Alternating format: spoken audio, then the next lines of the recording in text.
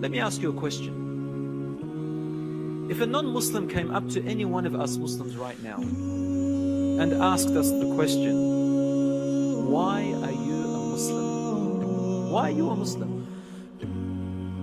The common answer would be something like this. And I've asked this question to many of my students. Why are you a Muslim?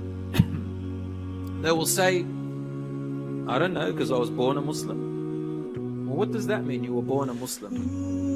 Common answers are, well, because I'm raised in a Muslim family. Is that really why you're Muslim? Because you were raised in a Muslim family? Well then, if that's the case, any person can be on the right track then. Because a Christian will say, I was raised a Christian, I was raised an Anglican, I was raised a Catholic. A Jew can say, you know, well, Jews then will be in the highest degree, because in their faith, if you don't have the bloodline of a Jew, then really, you know, you're not really superior. So then we can say that the Jews really are superior. If it just comes to the matter of being raised upon a religion that your family is on, or being born into the bloodline of a particular religious family, if that's what it takes, then everybody's going to heaven. Nobody's going to hellfire. Everybody's on the right track. It's not your fault. I was raised a Muslim. I was born into a Muslim family. I was raised in a Muslim country. No. Because you know what the problem is there? We find that a person who doesn't know why they're Muslim, they will look for happiness somewhere else, because they actually don't know their identity. You know, I've seen in many instances young people, they rebel against their own parents. You know why? They move away from the deen.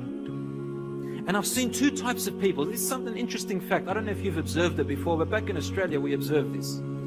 I've noticed that some young people, when they belong to a Muslim family, a religious family, but don't exactly know why they are Muslim, as soon as their relationship with their family goes wrong, like a dysfunctional family, you'll find that they actually detach themselves from Islam.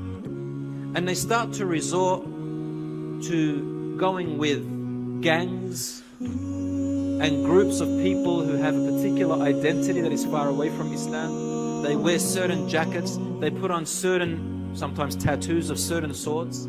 They resort to things like drugs. They go to places where they can be identified and have a name. Some of them resort to even, and I'm going to say this word, extremist views. Not because they want Allah subhanahu wa ta'ala to be pleased with them, but because they want to be known. They want to have an identity, a place in this world. So they rebel against their own family because they never knew why they were actually Muslims. And I put some of this responsibility on the parents themselves.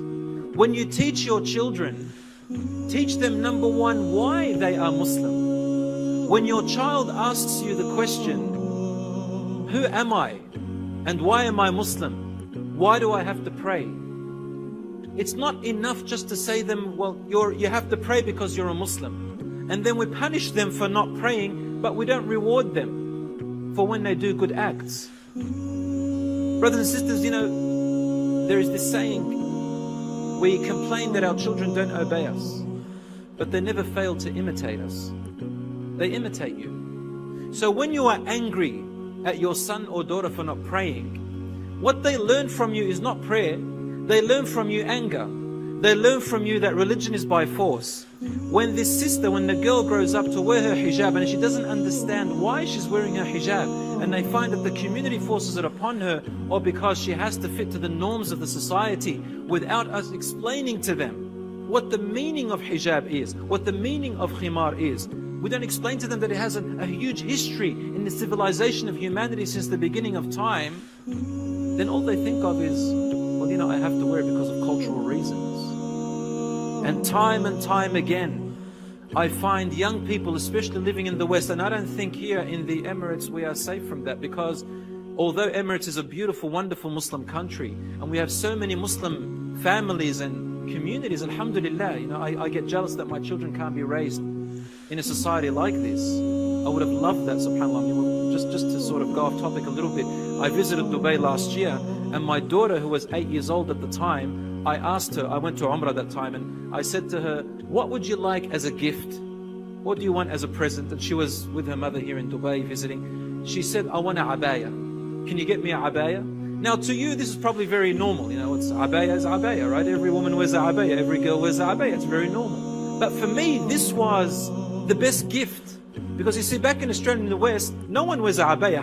Well, they do wear a abaya, but that's the last thing on their mind. They see their friends wearing shorts. They see their friends, you know, wearing clips in their hair and doing their fashionable hair. When she said to me, I want a abaya, it's because she's affected by the community that's around her. Now that's really good and excellent. But when she went back, she's affected by the other community.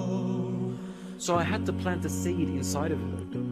What's hijab? Who wears hijab? What is hijab for? What does it mean? And in my son, what does prayer mean? And so on and so forth. If they don't understand that, then they're going to detach themselves. I've seen it time and time again. As soon as they become teenagers, they rebel against their family, their own parents. They can't wait to be free, as they say. And so they have two identities, one outside the home and one inside the home.